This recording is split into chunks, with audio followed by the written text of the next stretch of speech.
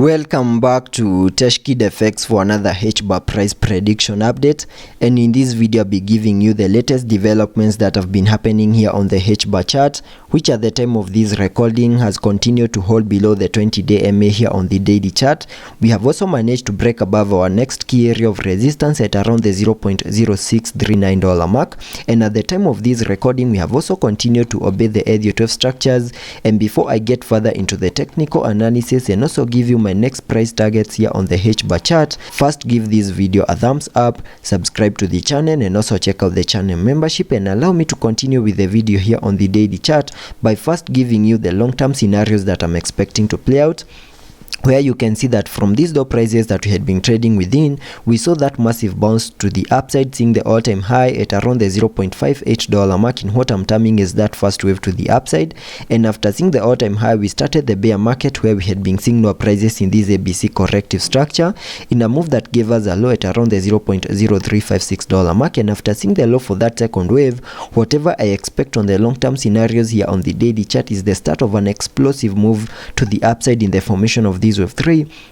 where I have minimum target areas at the fib level 1.618, and that is at around the $0.9768 mark, and that is the minimum that I'm expecting Hbar to do on the long-term scenarios. And jumping to the 4-hour chart for further analysis and also give you the short-term scenarios that I'm expecting to play out here on the Hbar chart, you can see that after making our lower low at around the $0.0356 mark, we started this explosive move to the upside, obeying the Elliot wave structures, where I have this Elliot wave structure in yellow, having that is the first wave, then a wave 2, a wave 3, a wave 4, and then a wave 5, giving us a peak at around the $0.0989 mark. And after seeing the formation of this wave 5, we completed a 5-wave structure to the upside, therefore completing a larger Elliot wave count 1 to the upside, which is right here. And after seeing the formation of a larger Elliot wave count 1, whatever we expect on the short-term scenarios was a corrective structure in the formation of a larger Elliot wave count 2, and using the Fibonacci's, connecting them from the low of the first wave to the high of that wave 1, that gave me a minimum retracement area in the formation of that larger Elliot wave count 2 between the fib level 0.5 and the fib level 0.618, which is a target area that lies between the $0.0674 mark and the $0.06 mark, which is a target area at the time of this recording we have managed to get into. We have almost fully maximized it, and that means there are chances that soon we are going to start a reversal to the upper side in the formation of a larger Elliot wave count 3, since we have done the minimum that I was expecting this larger Elliot wave count 2 to the lower side to do.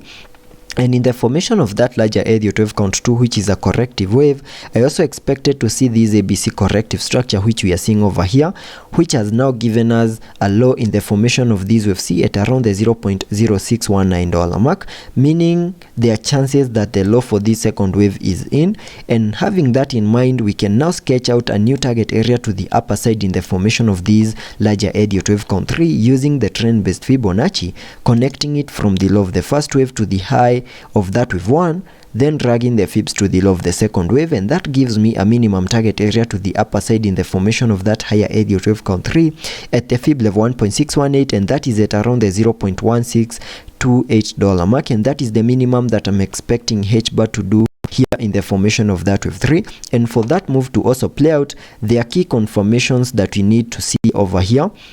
And the first one is a break above the 20-day MA here on the 4-hour chart, which at the time of this recording we have continued to hold below. And the moment we see a break above the 20-day MA, have the support that we need for us to continue gearing up, then I'll be watching the high at around the $0.0808 mark, because a break above it could trigger even higher prices to give us a break above the wave 1 high, which is at around the $0.0999 mark. And a break above the wave 1 high, that is of these larger Elliot wave count 1, will be enough confirmation that we are gearing up in the formation of this larger Elliot wave count 3, and there are chances of fully maximizing our target areas at around the $0.1628 mark in the formation of that higher Elliot wave count 3. So that is what I'm expecting here on the short-term scenarios. But we also need to have in mind that in case we continue holding below the 20-day MA, then we can expect one more leg down in the formation of this wave 2, that is in the formation of this higher Elliot wave count 2 within this yellow target area.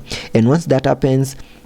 then I think there will be no reason for panic, because we'll be just fully maximizing our target area before we can start our explosive move to the upside in the formation of these larger ED12.3. So we need to continue watching the 20-day MA, and the moment we manage to break above it, watch the next high at around the $0.0808 mark, in what could be the start of the formation of that larger ED12.3. And also taking a look at the indicators here on the RSI, we are trading at around the 40 mark, meaning we have massive room for us to fully support higher prices once the reversal to the upper side in the formation of that wave 3 starts. Also taking a look at the MACD, we have been able to print a bullish cross, fully supporting higher prices in the formation of that wave 3. So let's be patient and see how that plays out, and I'll be keeping you updated.